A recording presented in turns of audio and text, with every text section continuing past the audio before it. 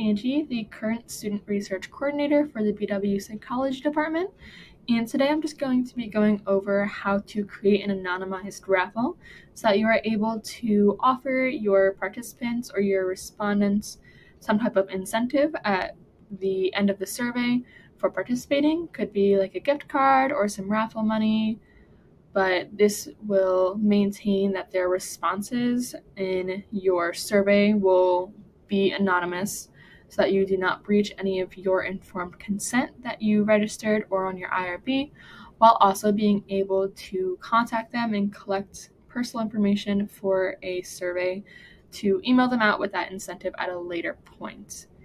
So the first thing we're going to be doing is you're going to create a new survey. So I just named it the same name as my original survey, but just added raffle sign up. And so all you're going to do is you're going to have two separate blocks. Obviously, you can format this and add extra questions if you really want to. Let's say if you have some eligibility requirements for a raffle winning. So let's say that they have to be over a certain age or part of the BW community to enter this raffle. You can add a question beforehand and create some skip logic like we've done in a previous video. But the most simple format, you're going to have these two different blocks. So the first thing you're going to have is this disclaimer just to reassure any participants that their information or any of their responses that they did previously will be completely anonymous and not connected to this survey at all. And that is because we are creating a whole separate survey, so there is no way to connect the two answers once they have gone through and worked through them, because not every single person is going to sign up for this raffle, so you won't be able to match those names and numbers or the answers. So you want to just emphasize that here. And then I would also give them some information about when the incentive will be given out. So I just put around a week after the end day for surveys to be completed, and then also the method by which I will be reaching out to them. So for mine, I chose email, which is why I will be collecting emails. You could also do phone number, or if you want to have them input their address, if you want to send them a physical gift card, it's completely up to you. So I also added, if you have any questions or concerns, to message me, just because they may be concerned about their answers, and you can just, again, reassure them that none of their answers will be linked to their personal information, and you can try contacting them, or if they contact you and reach out and have any concerns, you can answer them yourself, or you could just redirect them to me. So if you want to just have my email here as well, so you can say, if you have any questions or concerns, please feel free to message yourself at your email or the student research coordinator at src@bw.edu. So you want to have this disclaimer on a separate block, so you have to read it first before answering any questions or doing any personal information, just so they know that they are completely free from worrying about their answers being linked with their personal information. And then the next thing you're going to do is add another block, and you're going to enter your email. That's what I put for this question. You can, again, like I said, you can do any method that you feel free, but this is what I'm most comfortable with. And you're just going to have them enter a text or graphic where they can just type it in. So what's important about this question is you want to make sure this add requirements is off, so that if they do go through and answer this and then they realize like, ooh man, like I don't even want to risk it, I don't want to give out my personal information at all, that they can just skip this question without answering it. So you want to make sure that is off, and then that will be all you need to collect this information. And then after you have finished collecting data, you're just going to be going to your results and exporting that data, and then you will have to personally choose a winner. So what I would suggest is going into Google and just typing the number generator, and this will just pop up.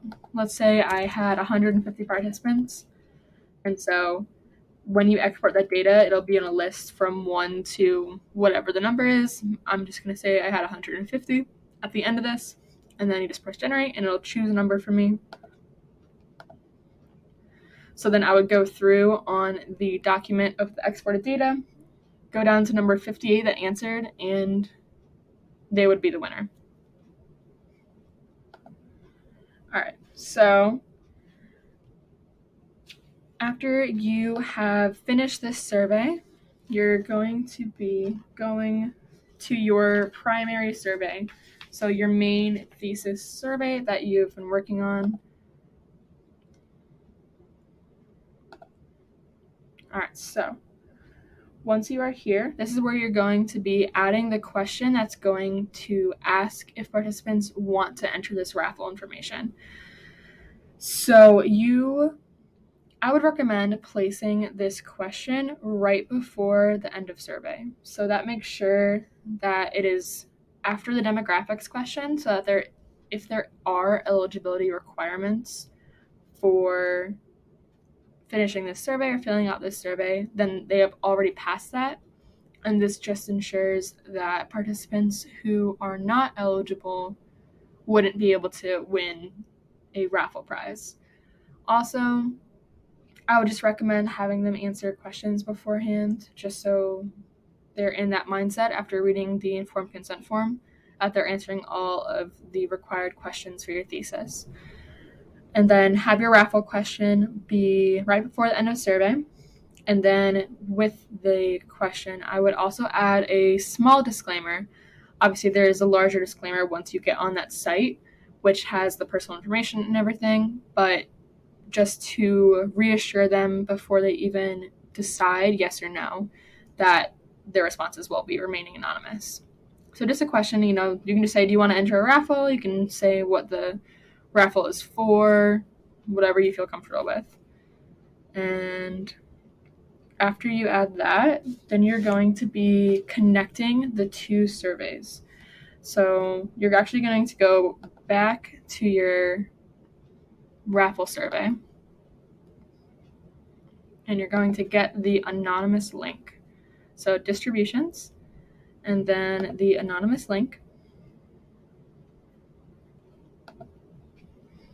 Copy that link over, and then you're going to go back to your first survey or your original survey. And you're going to be going to this survey flow area. So you can see this is where our embedded data is with the ID to get the auto granting credit, informed consent, demographics, our first block, which is our questions, and then our raffle question. And so what you're going to do is you're going to add a new element here. So it's going to be at the end of your survey. And you're going to press branch, add a condition. So branch if question. And you're going to choose the question that you have set for the survey. So this is the do you want to participate? I know you can't really see it, but you can also go back on the builder section and see what question it is. You can also rename it if it's more comfortable for you. And so you're going to do branch if yes is selected. So this is if they do want to participate in this survey. And then you're going to add a new element. So if they select this yes to the entering the raffle, then you're going to select end of survey. So this is going to be pretty similar to what we worked on with the auto granting. So you're going to select override survey options, redirect to a URL, and this is where you're going to input that anonymous link that's going to lead them to the raffle survey. All right.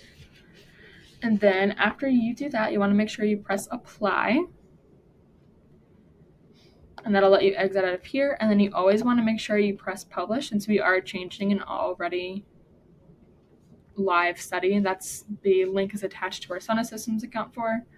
But this link will not change, so you don't have to re-put in the link in Sona. But you're just going to press publish.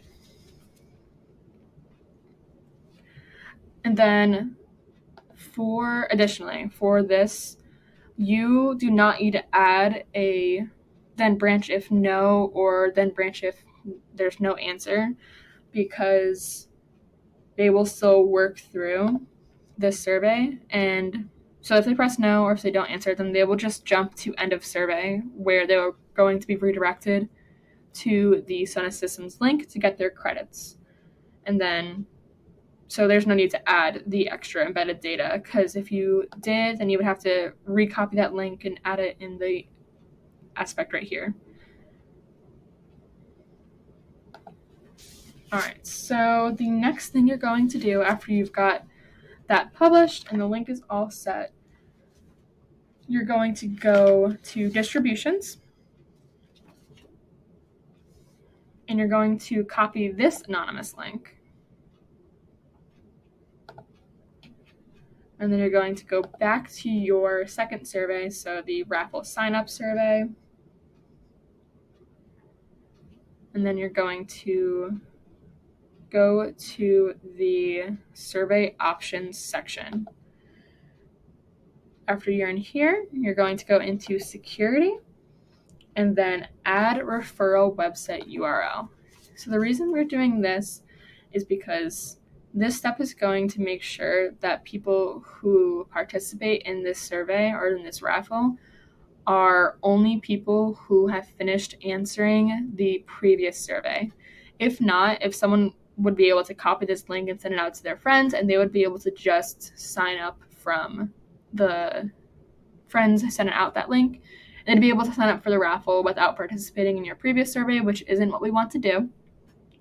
So we're just going to be adding the anonymous survey link from your previous survey, your primary survey. All right, and then after that, and so the last thing you want to do is you're going to want to add that redirect link back to SONA Systems so that the participants are able to participate in other studies if they want to, basically just to start where they were initially starting. However, because they are being redirected to another survey, they are unable to get the auto granting credit. So if you do have a raffle sign up and any participant that participates and wants to sign up for the raffle and then therefore goes into this other link, then you have to manually input the credits. The credits will be shown as pending on the participant's screen. They might email you about it because they expect auto granting to happen. So on the researcher side, you are required to grant credits within 48 hours of them completing the survey. So you need to be checking to see if anyone who signed up for this raffle needs those credits to be granted. But to just redirect them back to SONA so they are where they started, you're just going to go to your SONA Systems account, sign in,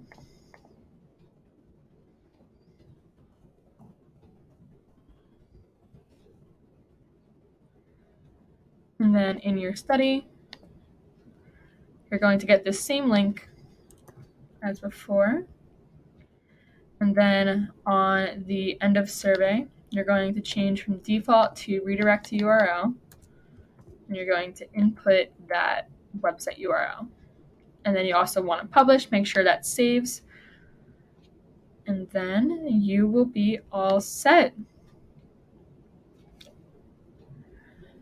What I would suggest doing is maybe going through and doing the participant study view just to make sure all of your settings work.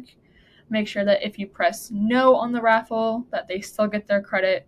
Make sure that if they press yes on wanting to enter the raffle, they are redirected properly, both to the second survey and then back to SONA. However, they will not be auto-granted any credit. So I would just work through that a couple times, make sure everything works. If it doesn't, you're welcome to come contact me. I can help you with any questions you have.